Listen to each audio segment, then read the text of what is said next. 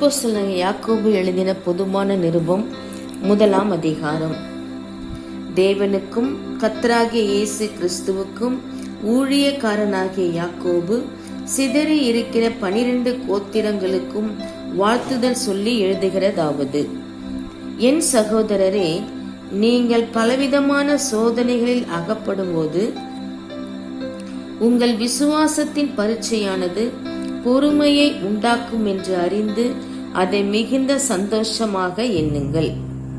நீங்கள் ஒன்றிலும் குறைவுள்ளவர்களாயிராமல் பூரணராயும் நிறைவுள்ளவர்களாயும் இருக்கும்படி பொறுமையானது பூரண கிரியை செய்ய கடவது. உங்களில் ஒருவன் ஞானத்தில் குறைவுள்ளவனாயிருந்தால் யாவருக்கும் சம்பூரணமாய் கொடுக்கிறவரும் ஒருவரையும் கடிந்து கொள்ளாதவருமாகிய தேவனிடத்தில் கேட்க கடவன். அப்பொழுது அவனுக்கு கொடுக்கப்படும். ஆனாலும் அவன் எவ்வளவாகிலும் சந்தேகப்படாமல் விசுவாசத்தோடே கேட்க கடவன். சந்தேகப்படுகிறவன் காற்றினால் அடிபட்டு அலைகிற கடலின் அலைக்கு ஒப்பாய் இருக்கிறான். அப்படிப்பட்ட மனுஷன்தான் கர்த்தரிடத்தில் எதையாகிலும் பெறலாம் என்று நினையாதிருப்பானாக. இருமனம் உள்ளவன் தன் வழிகளில் எல்லாம் நிலையற்றவனாயிருக்கிறான்.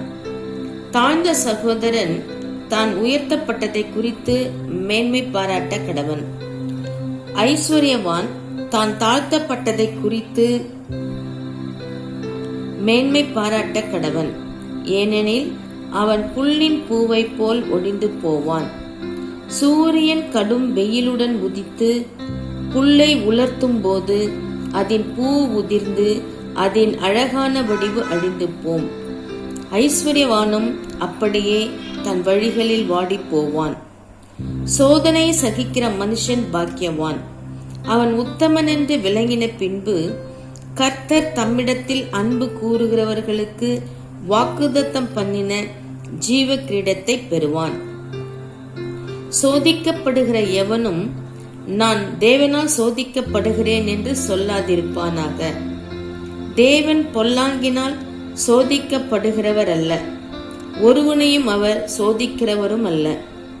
அவனவன் தன் தன் சுய இச்சையினாலே இழுக்கப்பட்டு சிக்குண்டு சோதிக்கப்படுகிறான்.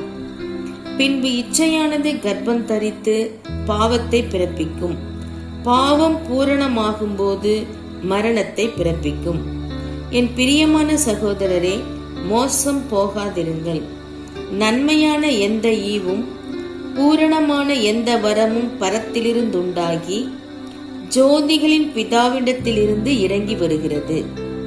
அவரிடத்தில் யாதொரு மாறுதலும் யாதொரு வேற்றுமையின் நிழலும் இல்லை.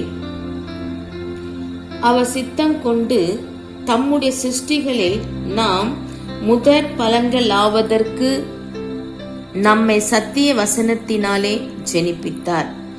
ஆகையால் என் பிரியமான சகோதரரே, யாவரும் கேட்கிறதற்கு தீவிரமாயும் பேசுகிறதற்கு பொறுமையாயும் கோபிக்கிறதற்கு தாமதமாயும் இருக்க கடவர்கள்.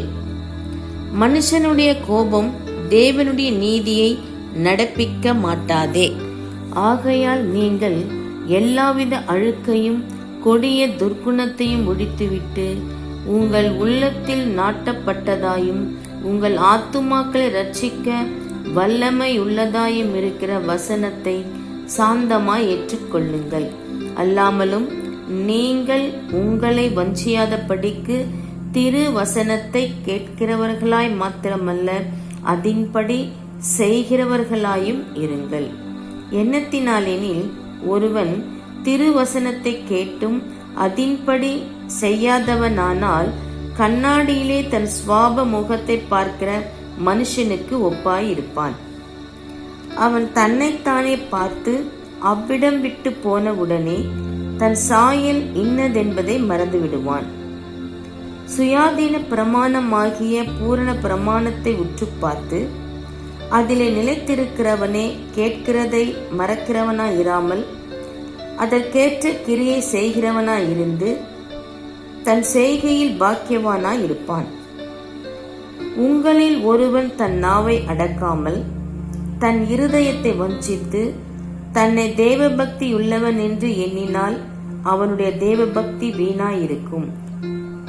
திக்கற்ற பிள்ளைகளும் விதவைகளும் படுகிற உபத்திரவத்திலே அவர்களை விசாரிக்கிறதும், உலகத்தால் கரைப்படாத படிக்கு தன்னை காத்து கொள்ளுகிறதுமே பிதாவாகிய தேவனுக்கு முன்பாக மாசில்லாத சுத்தமான பக்தியாயிருக்கிறது.